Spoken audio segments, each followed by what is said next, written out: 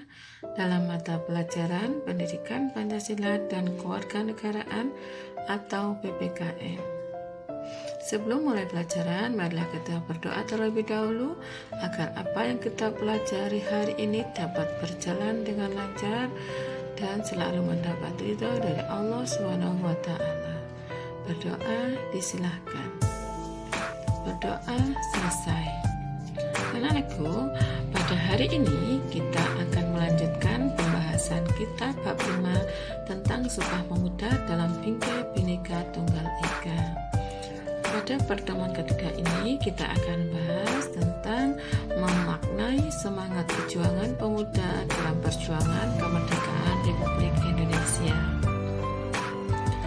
Anak-anakku, dalam sejarah perjuangan bangsa Indonesia, para pemuda telah mampu memanfaatkan fase gejolak kepemudaan untuk diarahkan menjadi daya dorong dalam perjuangan kemerdekaan Indonesia.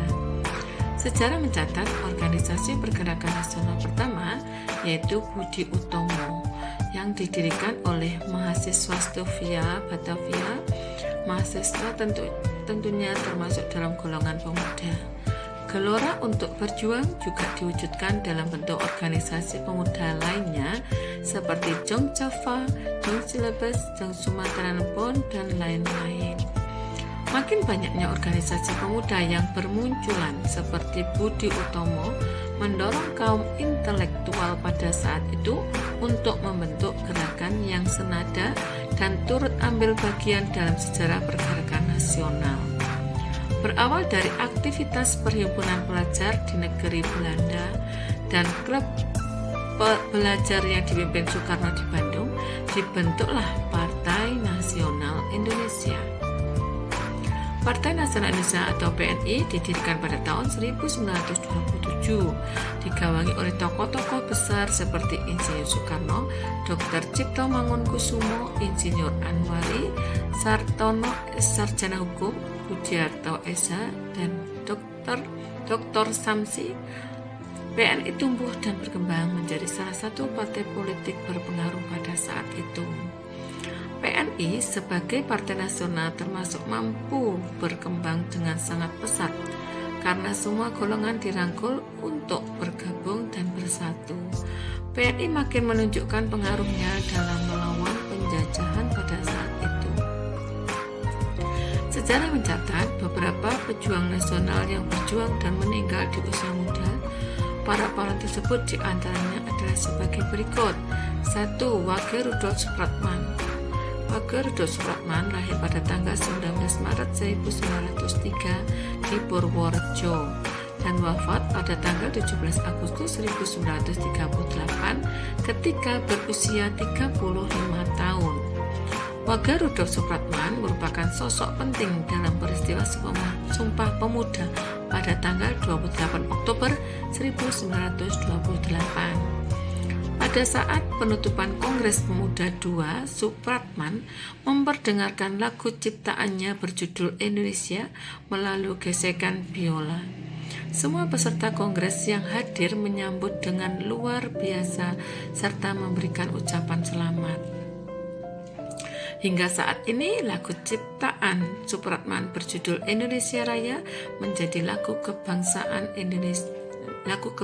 negara Indonesia. Tokoh pemuda yang kedua yaitu Chairil Anwar. Chairil Anwar adalah penyair angkatan 45 yang terkenal dengan puisinya yang berjudul Aku.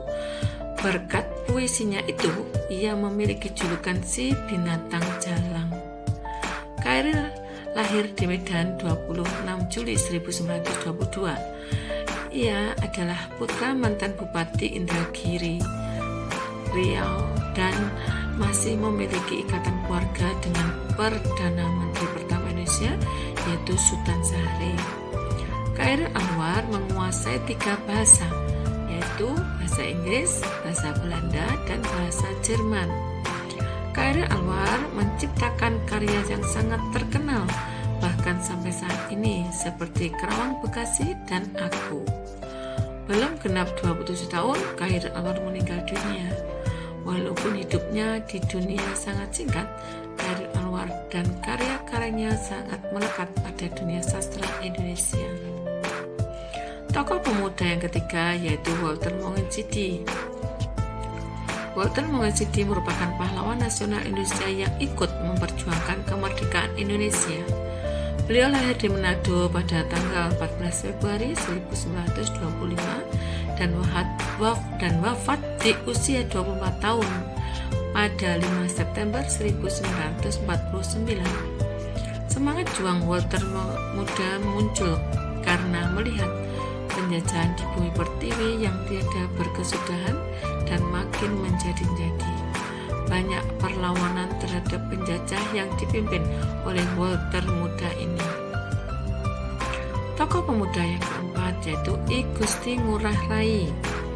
I Gusti Ngurah Rai lahir di Bandung 30 Januari 1917. I Gusti Ngurah Rai merupakan anak dari seorang camat Petang, I Gusti Ngurah Palung.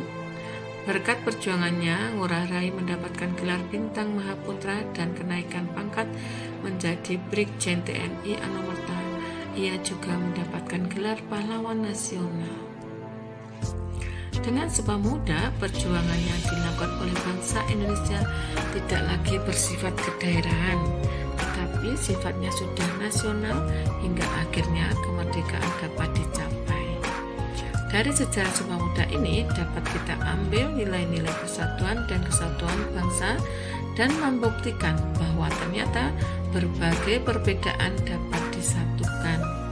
Dari sejarah Sumpah Muda ini dapat kita ambil nilai-nilai persatuan dan kesatuan bangsa dan membuktikan bahwa ternyata berbagai perbedaan dapat disatukan.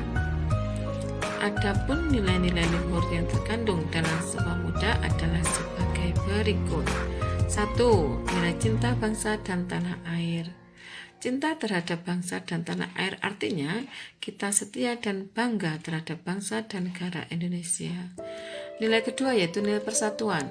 Perjuangan tak mungkin berakhir jika rasa persatuan tidak tercipta antar pemuda dan pemudi di seluruh tanah air Indonesia. Bersatu kita teguh, bercerai kita runtuh. Itulah gambaran pentingnya persatuan bagi bangsa Indonesia. Nilai ketiga yaitu sikap rela berkorban. Rela berkorban artinya kesediaan dengan ikhlas untuk memberikan segala sesuatu yang dimilikinya, sekalipun menimbulkan penderitaan bagi dirinya sendiri. Rela berkorban untuk kepentingan banyak orang, terlebih untuk kepentingan bangsa dan negara, akan memperkuat persatuan dan kesatuan. Nilai keempat yaitu mengutamakan kepentingan bangsa. Sumpah Pemuda dan perjuangan pemuda merebut kemerdekaan menunjukkan bahwa para pemuda tak mementingkan daerah dan golongannya masing-masing. Pemuda hanya memikirkan bagaimana bangsa Indonesia dapat bersatu padu untuk mengusir penjajah dan mencapai kemerdekaan. Nilai kelima yaitu dapat menerima dan menghargai perbedaan. Berbagai perbedaan bukan untuk dipermasalahkan, melainkan untuk diterima dan dihargai sebagai sebuah kekayaan bangsa Indonesia. Pemuda menerima dan menghargai perbedaan demi terwujudnya satu bangsa yaitu Indonesia. Nilai keenam yaitu semangat persaudaraan. Semangat persaudaraan dilandasi oleh semangat kekeluargaan. Kekeluargaan didasarkan saling menyayangi dan bertanggung jawab dalam mempertahankan nilai-nilai keluarga. Nilai ketujuh yaitu meningkatkan semangat gotong royong atau kerjasama. Para pemuda telah bergotong royong secara sukarela menurut kemampuannya masing-masing. Kemerdekaan bangsa Indonesia merupakan bukti nyata dari gotong royong dan kerjasama yang dilakukan bangsa Indonesia. Anak-anakku, demikian pembelajaran kita hari ini. Semoga dapat diikuti dengan baik. Jangan lupa selalu memakai masker, mencuci tangan, dan menjaga jarak. Sekian, terima kasih atas perhatiannya. Mohon maaf jika ada kesalahan.